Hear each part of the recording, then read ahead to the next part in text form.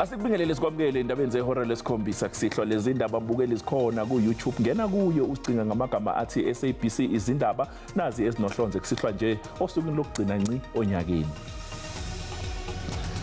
Amakhulu abantu abeshaye ujenga ngaphandle kwebandla iSt George's Cathedral ezovalelisa umbishop ongasekho emhlabeni uDesmond Tutu. Namhlanje bekusuku lwesibili lokubona kukaTutu nodlule emhlabeni eneminyaka e19 ubudala. Umengameli wezwe uCyril Ramaphosa ulethulele isiqhoko izwe ngokwazi ukunqoba ingqinamba belibhekene nazo kulonyaka esuphothulayo namhlanje. Umengameli wezwe ubesefisela izwe unyaka omusha. I-wicket keeper ne-batsman yama-Proteas uQuinton de Kock usethathe umhlala phansi emidlalweni we-test ngemuva kokuguqiswa kweNingizimu Afrika ngama-runs angu-113 emidlalweni we-test wokuqala ne-India eCenturion izolo.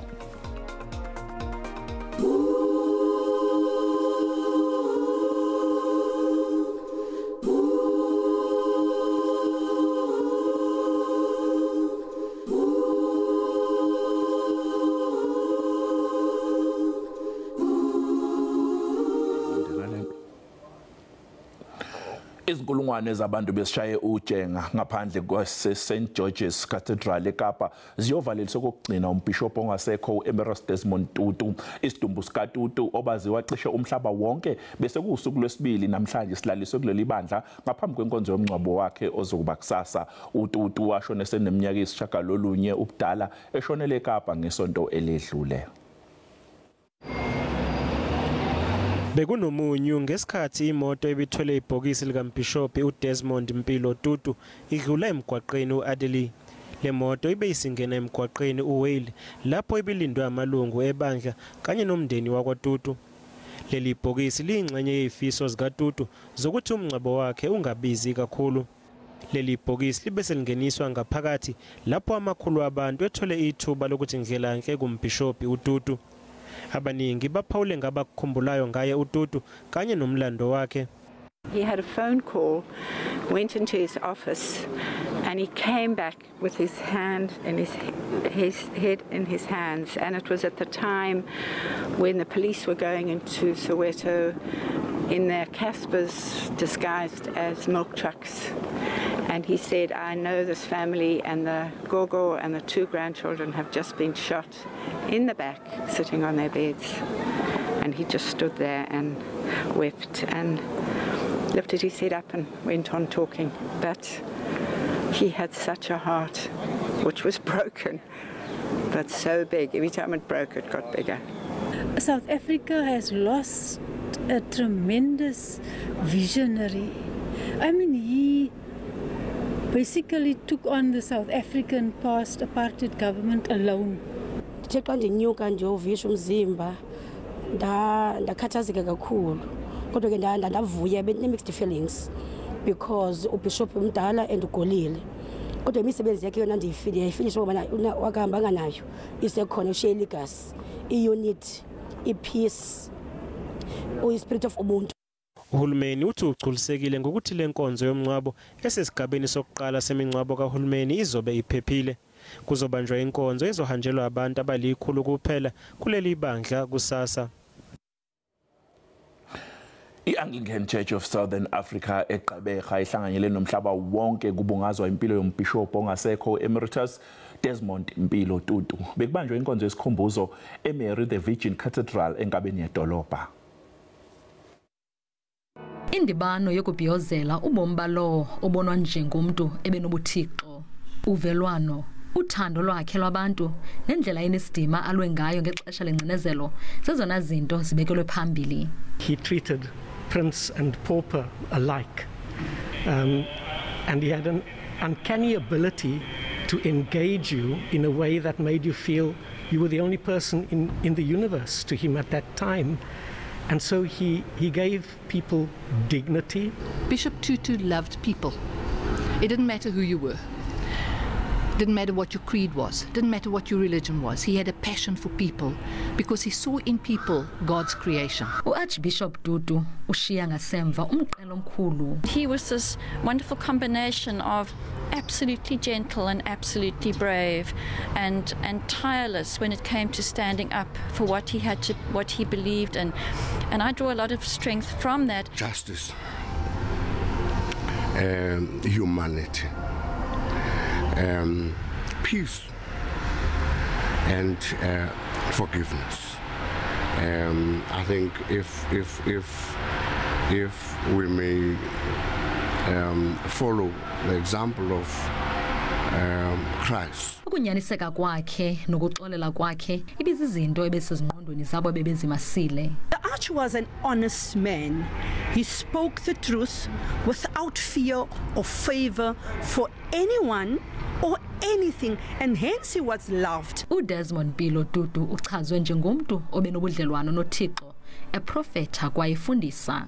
Kwiindaba ze-SABC ndingu-Andangqonji eGqeberha. Umengameli wezwe uCyril Ramaphosa ulichome uphapha lwegalagwala izwe ngokwazi ukunqoba ingqinamba belibhekene nazo kulonyaka esiwuphothulayo namhlanje. Umengameli wezwe ube sefisela izwe unyaka omusha. I want to call on all South Africans over the age of 12 who have not yet vaccinated to please go and get vaccinated as soon as possible. Vaccination is safe, it is free, and it is the responsible thing to do for yourselves and for those around you. Umengameli uphinde wanxenxa izakhamuzi zakuleli ukuba igomele iCovid-19.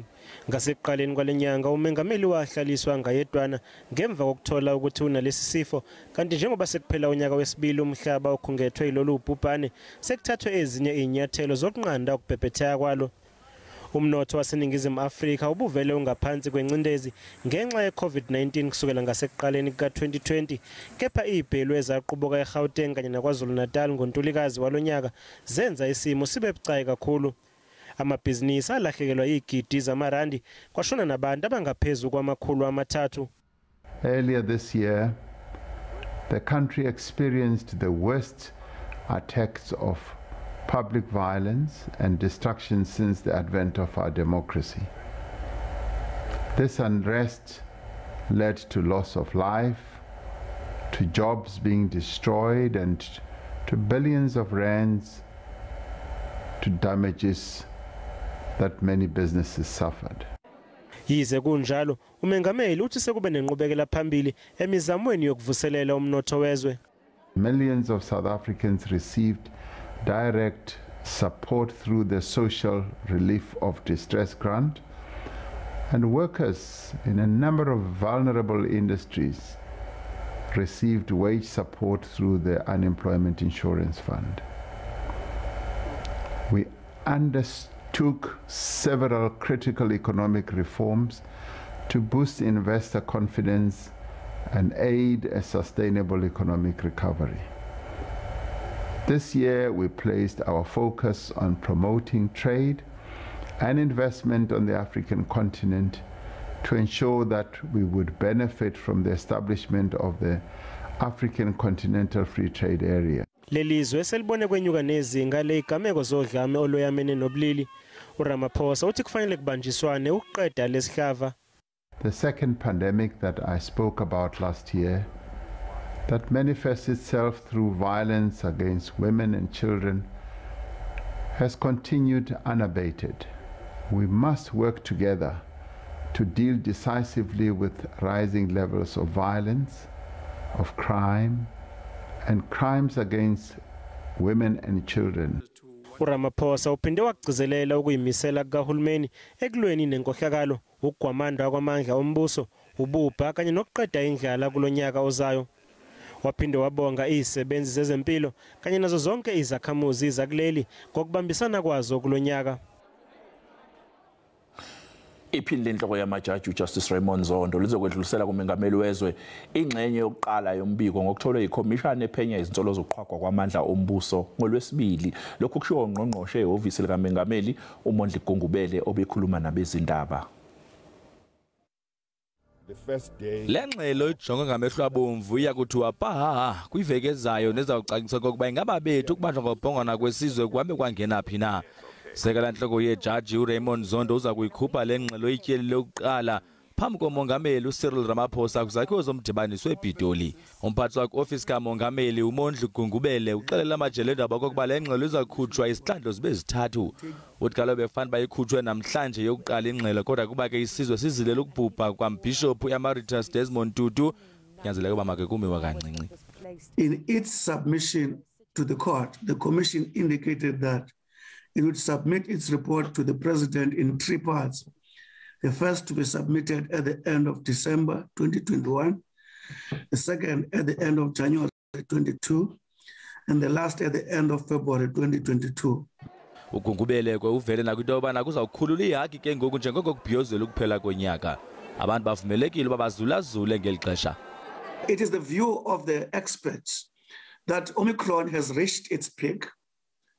Because it has reached its peak, it is not expected to go beyond the peak. Urhulumente umemelele kubembo uMzantsi Afrika kokuba ke bathi qha kancinci bazama ukuzilela ukubhubha kweqala lenkululeko uArchbishop Desmond Mpilo Tutu. NdinguAbongile Dumako kwiindaba ze-SABC eGauteng.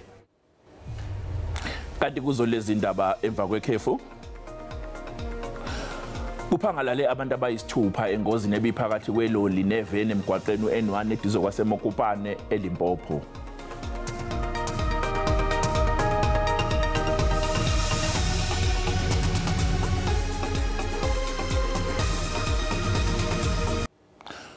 Umndeni wombhishophu ongasekho uEmeritus Desmond Mpilo Tutu uthi ungathanda ukuthi uTutu ahlonishwe ngokuthi kwenza ubulungiswa bulinganwe kuliwe nodlame olubhekiswe kwabesifazane kanye nezingane kuqedwe nendlala ebantwini.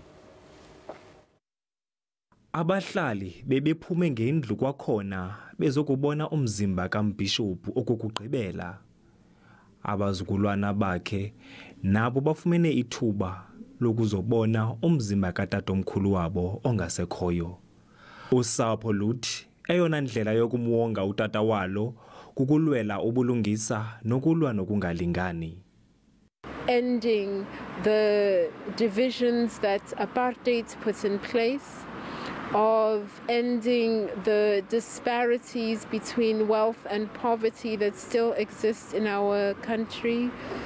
Abo babekunye naye phesheya kwelwandle ngethuba wayememelela ukukwaya korhulumente wengcinezelo but wayenesakhono esohlukileyo sokuxoxa ngemiba etshisibunzi. And to be able to communicate that to the world and to the churches themselves needed a person of his skill, a man who spoke with amazing conviction. Eliqhula lakwaChezi belisaziwa njengomntu onoyolo nasekhayeni. I was telling him how much I loved him, and I said to him, "Oh, you're the best daddy in the whole world." And he kind of slowly opened his eyes and he said, "Your standards are low." Umngcwabo uza kuqala ngentsimbi ye-10 kwinkonzo yamatshetshi iSt George's Cathedral. Nanjengoko umbhishophu ezathi abekwe kwikhaya lakhe lokugqibela, usapho, oogxa bakhe nababesebenza naye noMzantsi Afrika uphela bavuma ngazwinye ukuba ngoku iintambo zishiyeke kwabo bashiyekileyo ukuba bathathe igxathu balwe nokungalingani balandele kumzila wale ngwevu bamele uxolo nothando kunye nobulungisa. Thule Joka kwindaba ze-SABC ndiseMilnerton eKapa. Kushona abantu abayisithupha engozini ebandakanya iloli kanye neveni emgwaqeni u-N1 ngaseMokopane eLimpopo. Umshayeli weveni kubika ukuthi wehlulekile kulawula imoto yasiginqika yagcina ingene emzileni ohamba izimoto bekumele iphambane nazo. Kukholakala ukuthi umshayeli weveni wehluleka ukulawula ngemuva kokuqhuma kwesonto. Baningi abantu asebeshonile kulomgwaqo kulamasonto edlule. Isifundazwe iLimpopo sinabantu abaningi asebeshonile ezingozini zomgwaqo ukusuka ngesonto ledlule. Ukushayela ngesivinini kanye nokushayela udla amanzi amponjwane izona zibangela ezinkulu zezingozi zomgwaqo ezenzeka esifundazweni. This is where we had one crash that we lost a lot of people. but since we started at 8 o'clock, we have been able to discontinue 12 cars. We have been able to also arrest 4. Now we can confirm 5 drunk and driving already since morning. We have also been able to arrest immigrants, but also we have already checked more than 300 cars since we started this morning. Kusenjalo izimoto zihamba ngokukhululeka emgwaqweni emikhulu yaseLimpopo. I'm just having a road trip with my family, and the traffic flow is very good. I didn't see any hiccups. The roadblock, but otherwise everything seems to be okay. Isiphathimandla zizodedela izibalo zabantu abashona emgwaqweni isifundazwe ngalesikhathi samaholidi asehlobo. Amadoda amahlanu avele ngaphambi kwenkantolo yemantshi yakuTsolo e-Eastern Cape ebhekene necala lokubulala amalunga ayisithupha omndeni owodwa. Labasolwa baboshwa mhla ngemuva kokuthi umndeni George wadutshulwa wabulawa usekhaya esigodini ichisana ezintathu ngolwesithathu. Isisulu sesithupha sona sagencwa sabulawa ngaphambi kokuthi sidutshulwe noma kudutshulwe ezinye izisulu. Leli cala lihlehliselwe uLwesine mhla ziyisithupha kuMasingana. Lesigameko sathusa abaningi kulomphakathi. Ukusebenza ngokuphuthuma kwamaphoyisa kuwaholela ekutheni kuboshwe labasolwa abahlanu. Ihlobo zezisulu bezikhona enkantolo nezihlobo zabasolwa ngokunjalo. Umbuso ke uthi uzosilwa isicelo sebheli salabasolwa. Labasolwa ke bona bazogcina esitokisini kanti bebevele futhi enkantolo bazophinde bavele futhi enkantolo ngenyanga ezayo. Kwezemidlalo i-wicket keeper kanye ne-batsman yama-Proteas uQuinton de Kock uthatha umhlala phansi kulolu hlobo lomdlalo wekhilikithi i-test emva kokuthi iNingizimu Afrika iguqiswe yi-India ngama-runs ayi-113. uDe Kock oneminyaka engama-29 uthe isizathu sokuthatha umhlala phansi ukuthi ufuna ukuchitha isikhathi nomndeni wakhe. uDe Kock wadlala umdlalo wakhe wokuqala ngesikhathi ama-Proteas ebhekene ne-Australia ngo-2014 eGqeberha. Usedlala imidlalo engama-54 washaya ama-runs ayisi-3,300 kanti ama-runs amaningi aseke washaya emidlalweni owodwa ayi-140 nomuvo. Lona wabe ngukapteni weqembu lesizwe wakhipha amantamba ngama-232 wanqaka amabhola angu-221 washaya ama-stampings ayi-11. uDe Kock uhleli indawoni yesithathu emhlabeni ngesibalo samabhola eseke wanqaka emqhudelwaneni we-ICC World Test Championship lapha anqaka amabhola angama-47 emidlalweni eyi-11. uDe Kock uthi usazimisele ukumela izwe kwelinye uhlobo lwemidlalo njenge-T20 nama-One Day Series. iProteas izobhekana ne-India emidlalweni wesibili we-test enkundleni i-Wanderers eGoli ngomsombuluko. Mbukeli namuhla sisasikhombise ithimba lezindaba zesiZulu elihlanganisela lezindaba. Emva kwalokho ke lizobe selikufisela nezilokotho zonyaka omusha. Siyithimba lezindaba zesiZulu ku SABC 1 elinhlanganisela izindaba njengoba zinjalo. Sithanda ukunibonga ngokusenza sibe uhlelo lwezindaba oluhamba phambili kuleli. Ekuhlanganiseni kwethu indaba zesiZulu sebenzisana nezifundazwe njalo ekseni siyahlangana ngo-8 sidingide ngeindaba ezizolandelwa neindaba ezosakazwa. Sithola imibiko eqhamuka ezintathelini ezinkanyise ezifundazweni eziyishagalolunye kuzo lonke kepha kuyenzeka ngezinye izikhathi le mibiko ifike sesemoyeni sekuhambe isikhathi kepha siyazama njengethimba leindaba zesiZulu ukuqiniseka ukuthi le mibiko uyithola ngomdlalo bayo futhi nangesikhathi eyenzeka ngayo.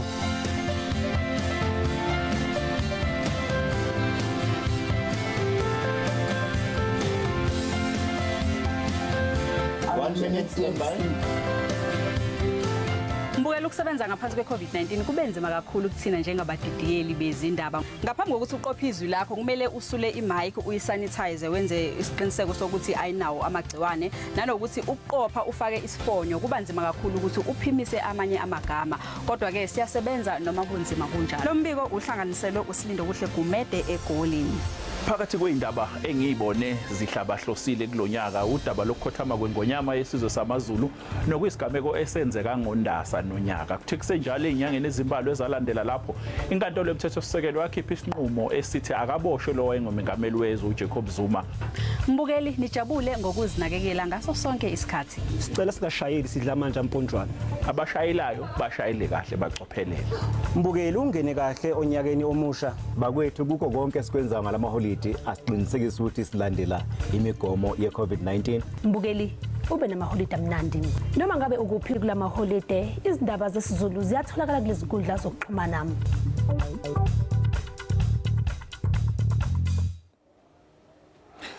Mbukeli lolu usuku lokugcina ngci sinethulela izindaba kulonyaka u2021. Ithimba lezindaba libonga liyanconcoza ngokuhlala njalo ubukele izindaba ezisuke sinethulela zona. Sacela ukuthi nasonyakeni ozayo niqhubeke nokwenza njalo.